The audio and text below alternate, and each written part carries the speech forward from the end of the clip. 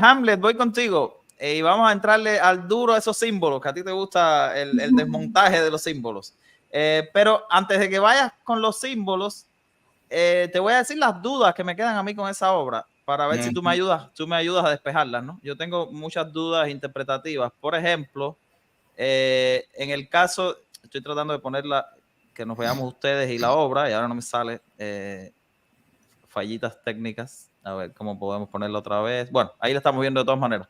La pieza, lo importante es que se vea, no nosotros. La pieza Hamlet, a mí lo que me da curiosidad es esta metáfora aludiendo a la imagen de Cristo, porque obviamente Tomás Sánchez dijo en una ocasión algo a lo que Shirley se refería, y es que esta pieza representa el ser humano o nuestra especie acechada por el desastre natural y ecológico que él mismo ha provocado. Algo así, ¿no? Lo estoy parafraseando. O sea que según las propias palabras de él, el ser humano aquí sería víctima de ese desastre natural que él mismo ha creado, pero además de víctima, él sería también el victimario, el causante de este desastre, él sería el verdugo también, ¿no? Él sería el causante de todo esto, a la vez es la propia víctima, esas dos cosas me quedan claras, pero al poner a la metáfora de Jesucristo, hay un mensaje de redención, de salvación, porque Cristo, según las personas que tienen fe, nos va a salvar, ¿no? Hay mensajes de salvación, de redención positivo, y este mensaje es el que no me encaja, ¿no? ¿Cómo lo ves tú? La parte positiva de la salvación. ¿Dónde estaría la salvación? ¿Cómo? ¿Por qué? ¿Con quién? Bueno, Peter, eso es muy complejo ahí. Eso que tú acabas de esbozar es una idea extremadamente compleja, porque como bien ya dijo Shirley, la obra de Tomás tiene siempre una espiritualidad, una dimensión conceptual. Es decir, no es solo pintura. Él es un excelente pintor, es un pintor virtuoso, es uno de los grandes maestros de la pintura cubana, uno de los grandes maestros vivos de la cultura cubana, y su excelencia su pintura es de una excelencia técnica extraordinaria. Pero en toda su obra uno respira que hay todo un relato espiritual, un trasfondo espiritual, conceptual, que es muy fuerte. Y esta obra de él es una de sus obras conceptuales más complejas. Es decir, discutir esa obra es extremadamente complejo, precisamente por lo que tú decías. Evidentemente hay una lectura cristiana desde la religión cristiana, desde el cristianismo, de lo que significa Cristo dentro del cristianismo, que tiene esa simbología o esa carga filosófica de la redención, del sacrificio, el hombre que se sacrifica por la humanidad. Evidentemente en esta obra esa idea está. Pero también está la idea de que la primera idea que yo me hago es, ¿qué hace un Jesucristo en la cruz, crucificado en la cruz, en un basurero? Porque la idea del sacrificio es una idea que se repite en la historia. Es decir, el símbolo de Cristo como el hombre que se sacrifica por el resto de los hombres, que se sacrifica por la humanidad, es una idea que se repite en la historia.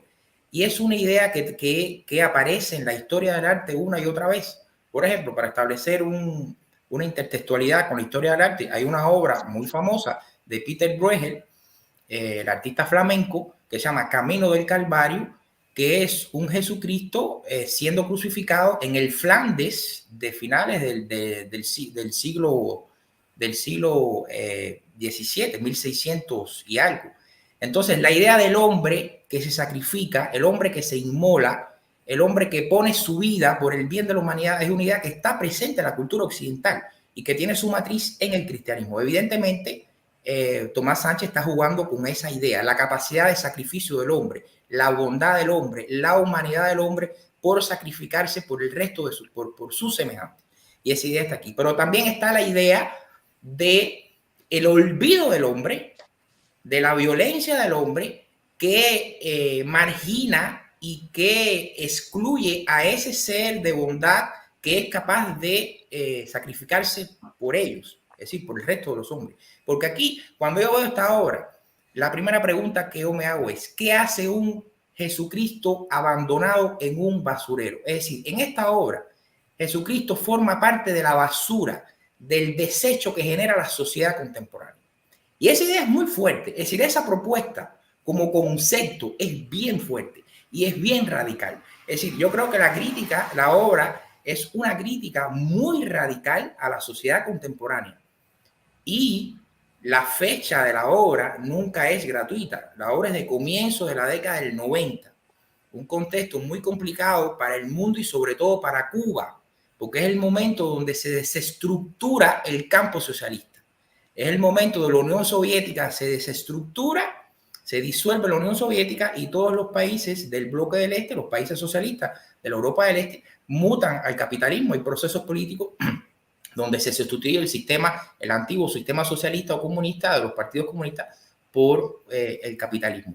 Y en Cuba eso significó una crisis enorme, no solo crisis económica, por lo que significó la desconexión del bloque del Este, lo que significaba para Cuba toda la subvención económica de la Unión Soviética, del CAME y todo el sistema que eso, tanto económico, político, ideológico, que esos países formaban, sino una gran crisis espiritual y una gran crisis ideológica. Y Tomás Sánchez es de la generación que él no nace dentro de la revolución, pero él se formó ya en el sistema educativo de la revolución. Es la generación de los 60 que él se forma durante los 60 y ya en los 70 es un artista en activo, ¿no? Y tuvo una importancia, Tomás Sánchez tuvo una gran importancia en la renovación de la pintura cubana de finales de los 70 y principios de los 80. Él participó en la exposición Pintura Fresca y Volumen 1, que fueron las dos grandes exposiciones que abrieron el arte cubano a la década de los 80 y rompieron con el arte de los 70, que era un arte mucho más realista, mucho más focado en, de alguna manera, legitimar el proceso político ideológico de la revolución, y él tuvo una importancia extrema en esa apertura del arte cubano de finales de los 70 y comienzos de los 80. Pero forma parte de la generación que se formó en la revolución con una ideología muy concreta, que fue formada para crear el futuro socialista, la utopía socialista. Fue la generación a la cual se le encomendó el gran reto histórico de ser los responsables de construir el socialismo, una sociedad moralmente superior, una sociedad socialmente superior, culturalmente, todo ese discurso que ya sabemos. Y de repente en los 90 eso se va al basurero. En los 90 eso se va al basurero, desaparece, deja de ser realidad. Y Cuba queda como un bastión obstinado en esa idea, pero solo en el mundo. Eso desaparece como proyecto. Y entonces esta obra yo creo que está muy conectada con eso. Está muy conectada con procesos globales, pero está muy conectada con la crisis espiritual, ideológica, política que sufren los cubanos a comienzos de los 90. Y ese basurero se puede cargar con mucha simbología. Tú lo puedes leer como un símbolo de la sociedad capitalista contemporánea, cuyas características es generar basura, porque la sociedad de consumo genera basura.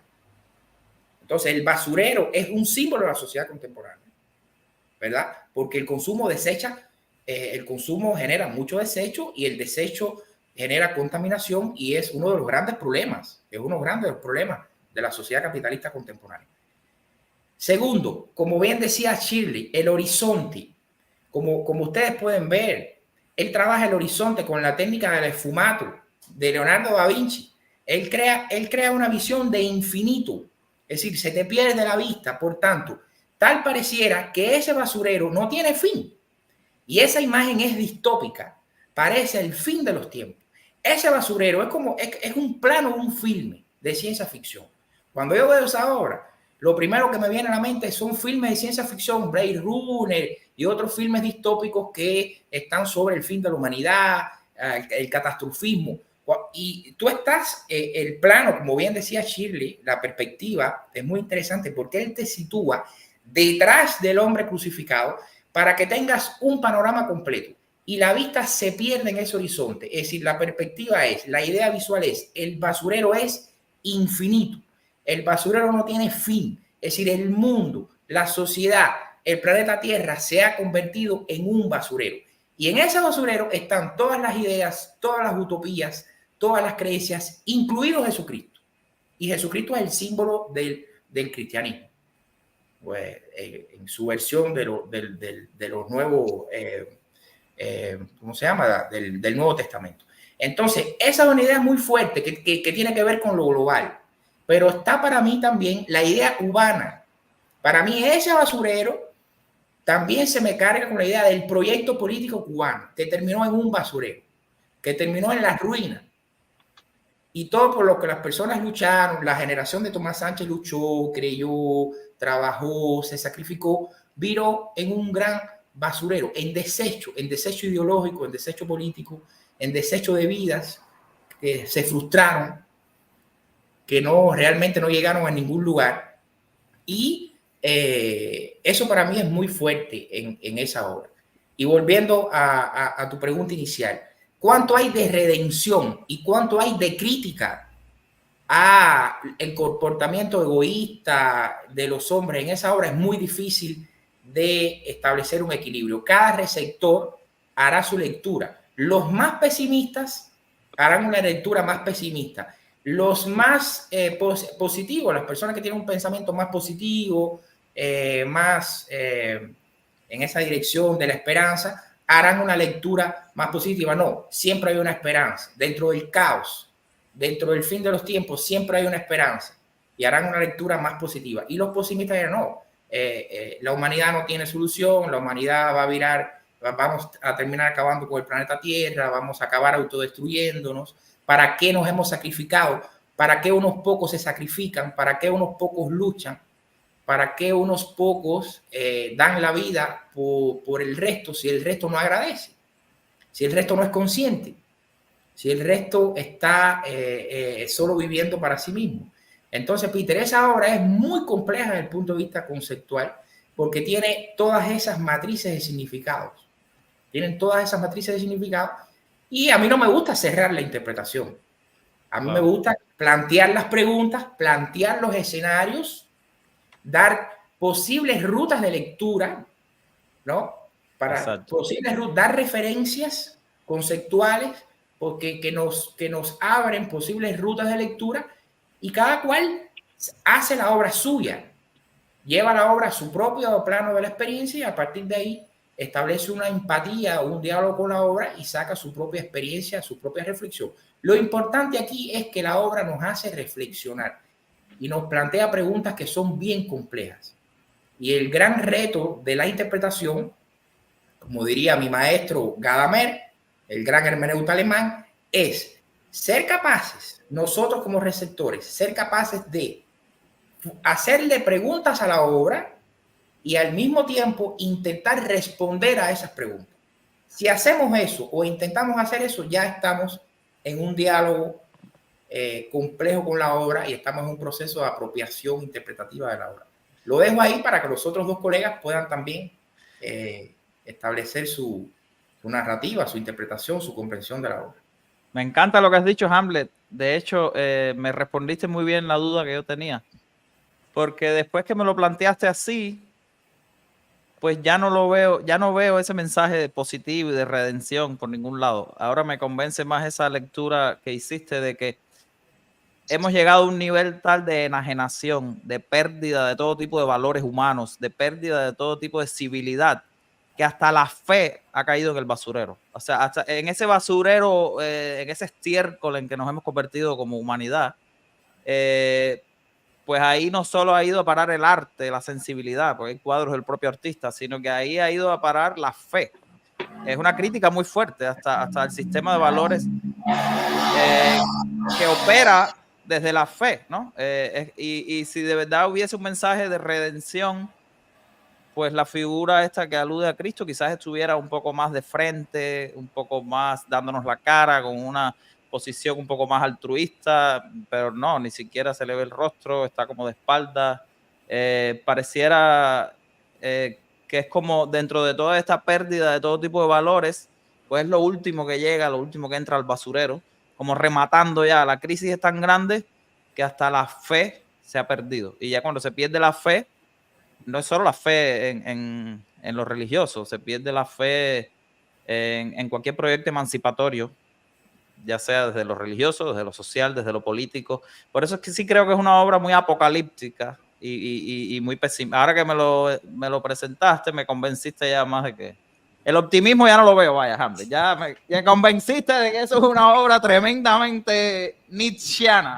Yo creo que es una crítica radical Muy a la radical, sociedad exacto. contemporánea y a determinados comportamientos del hombre. Yo creo que es una obra bien radical. Y yo estoy convencido de que ahí está la carga del contexto histórico.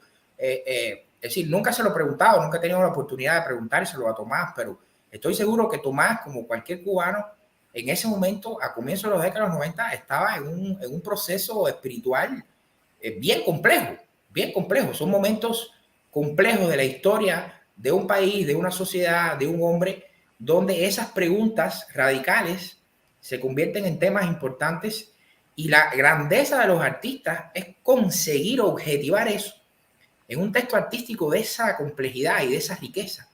Y de esa riqueza. Exacto. Es decir, por eso el arte es tan maravilloso, porque esa obra es un testimonio histórico. Exacto. Es un proceso de reflexión muy íntimo, un proceso mental muy complejo que un individuo, una persona que es ese artista consigue sintetizar, condensar en ese texto visual tan maravilloso que da para filosofar. Recuerda que hay un famoso aforismo de Nietzsche, el filósofo alemán, que es uno de los más famosos, que es Dios ha muerto. Y ese aforismo, esa frase de Nietzsche, se convirtió para los pensadores posmodernos en una de las grandes, en una de las ideas que avisoraban el cierto estado espiritual de la sociedad occidental, que Nietzsche lo dijo allá atrás, y que pensadores como Heidegger, después de Derrida, Foucault, Bátimo, hicieron hincapié en esa idea. ¿Qué significa la frase de Nietzsche, Dios ha muerto? Entonces, yo creo que esta obra también está relacionada con eso.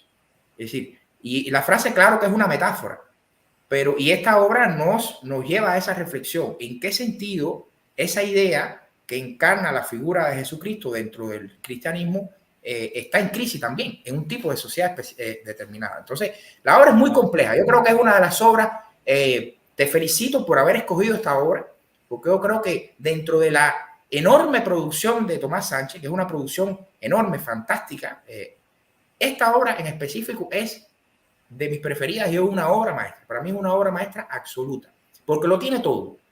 Lo tiene Exacto. Absolutamente todo. Es una cosa así que tú no sabes por dónde entrar. Vamos a ver qué dijo Tomás en una ocasión.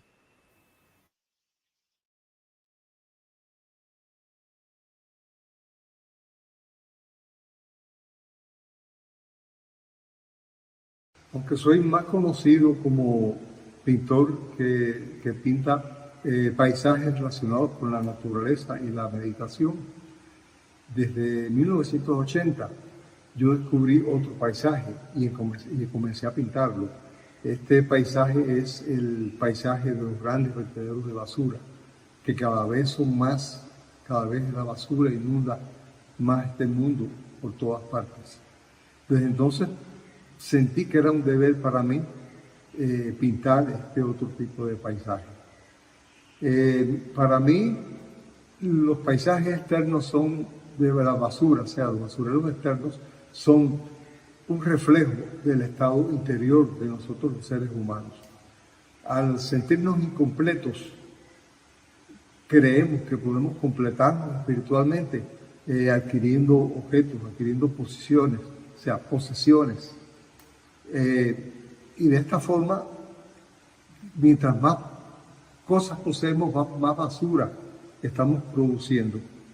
O sea, directamente la basura externa tiene relación con la basura de nuestras propias mentes. Esto es lo que yo quiero expresar a través de la pintura de estos vertederos y es lo que espero que el público reciba de mi pintura.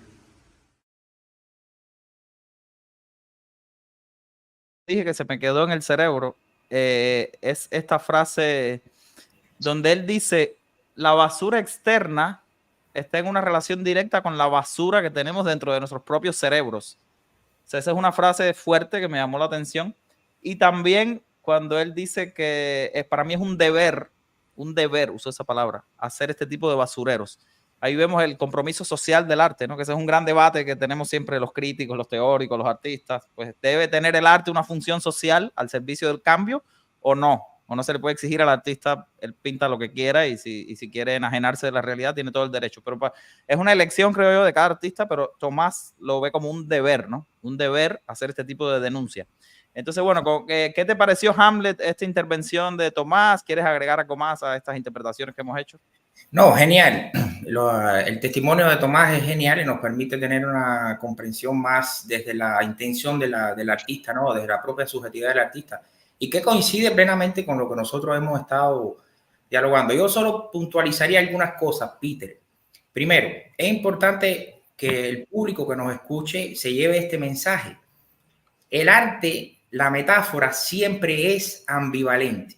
En el terreno del arte no tenemos significados cerrados, no tenemos interpretaciones cerradas, ni se pueden imponer interpretaciones. Eso es algo que yo no me cansaba de decir en mis años de profesor en la Facultad de Artes y Letras, la carrera de Historia del Arte. Shirley no me dejará mentir. Es decir, el público que gusta del arte, las personas que gustan del arte, tienen que tener eso como principio. El arte es mío. Yo me apropio de esa obra y la hago mía. Y el artista verdadero siempre será feliz con ese egoísmo del receptor que dice, no, ahora esa obra es mía. Esa obra ya no es de Tomás. Está en su colección porque para él debe ser una obra preciosa, debe tener un significado emocional muy fuerte. Es un momento de su vida, comienzo de los 90, que tiene que haber sido uno de los momentos más difíciles de su vida, y ya voy a hablar de eso de manera inmediata. Entonces, eso es importante, ese mensaje es importante, que las personas se apropien del arte y digan, no, esta obra es mía, yo la quiero interpretar así, yo me identifico de esta manera con la obra.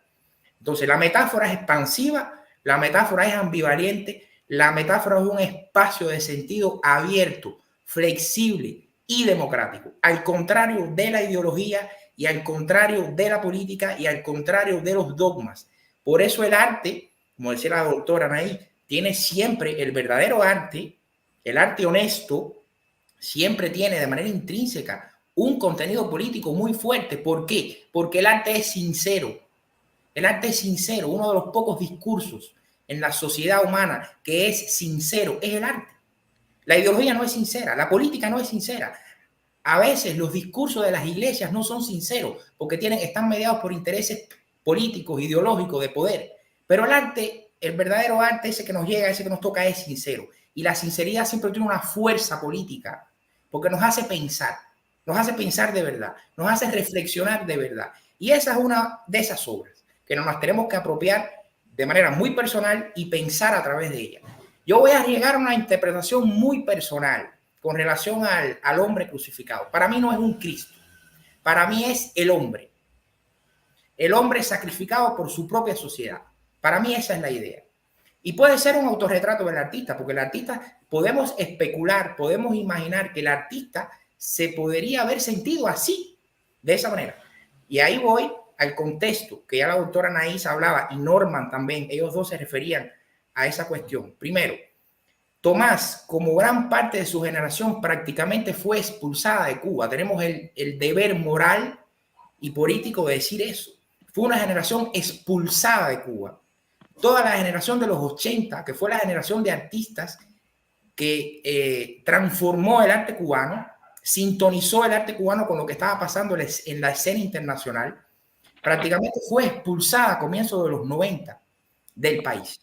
Eso es sabido por todo el que tenga un mínimo conocimiento del arte cubano. Y Tomás salió de Cuba hacia México como todos los grandes artistas de los 80, como José Bedia, como Flavio García Andía, como todos. Y fue un momento terrible, porque es el momento que tienes que salir de tu país y comenzar a vivir en otro lugar.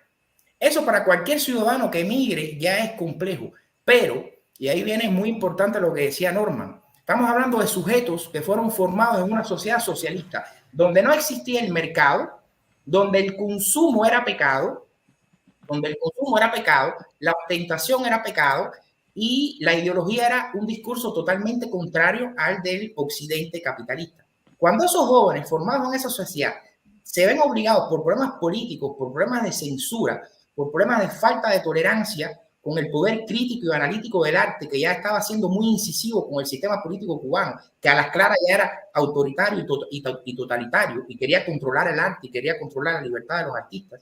Cuando esos artistas salen de Cuba, tienen que adaptarse a vivir en ese capitalismo feroz. Y claro, cuando un artista espiritual, profundamente espiritual, como Tomás Sánchez, llega a México y se encuentra con la cara fea del capitalismo, que como decía Norman, son esos grandes basureros, esos basureros infinitos, eso tiene que haber tenido un impacto psicológico muy fuerte en él, porque ese tampoco era el lugar ideal donde él quería vivir, estoy seguro. Entonces, todo eso está en esa obra.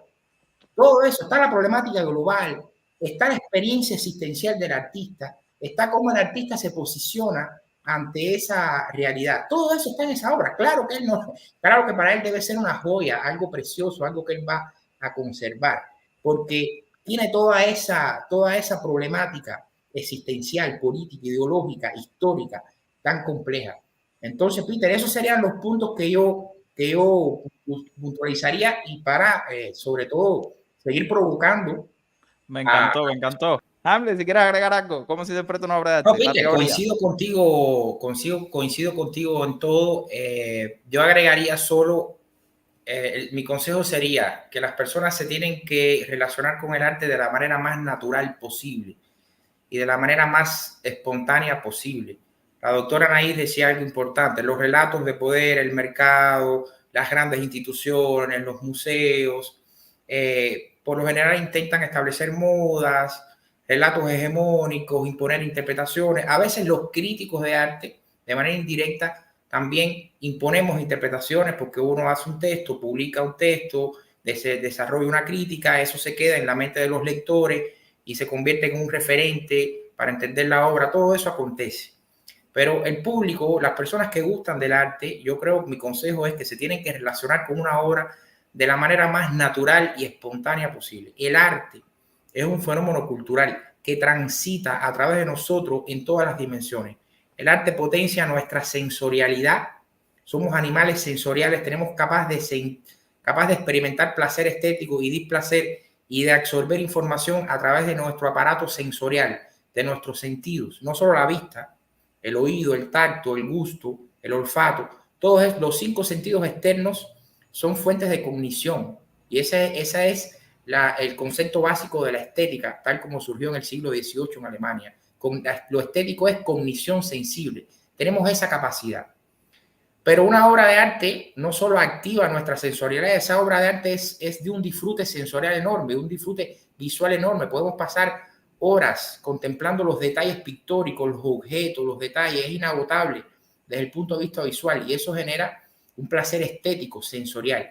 Pero no, el arte no se queda en la sensorialidad. El arte crea estados emocionales. Y ya habíamos hablado que para algunas personas la obra puede ser positiva, negativa, puede ser un mensaje de esperanza, puede ser un mensaje del fin de los tiempos, puede ser una incitación crítica a hacer algo para cambiar ese orden de cosas, puede ser una incitación revolucionaria, puede ser un gatillazo que active la conciencia revolucionaria de las personas para cambiar su realidad, para hacer algo en su realidad. Entonces, el arte también nos hace entrar en estados emocionales muy concretos que somos capaces de vivir como propios, y de esos estados emocionales casi siempre entramos en estados de reflexión, en procesos más intelectuales, más conceptuales.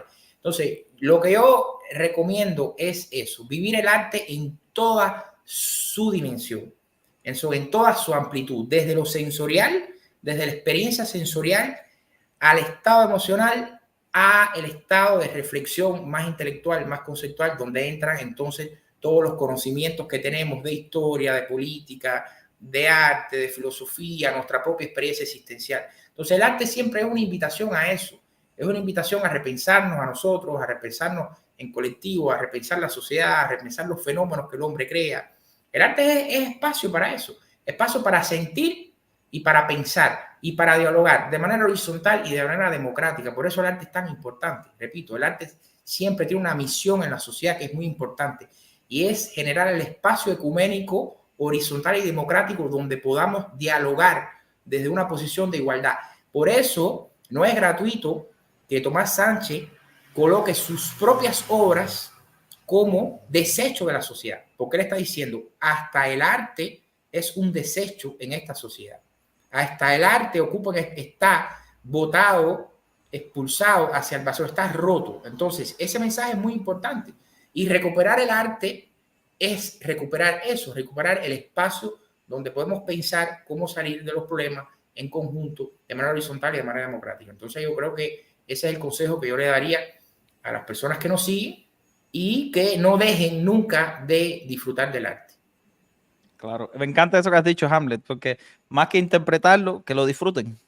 A veces no hay que preguntarse tantas cosas, sino vibrar la obra, ¿no? Y no hay que preguntarse tanto los por qué.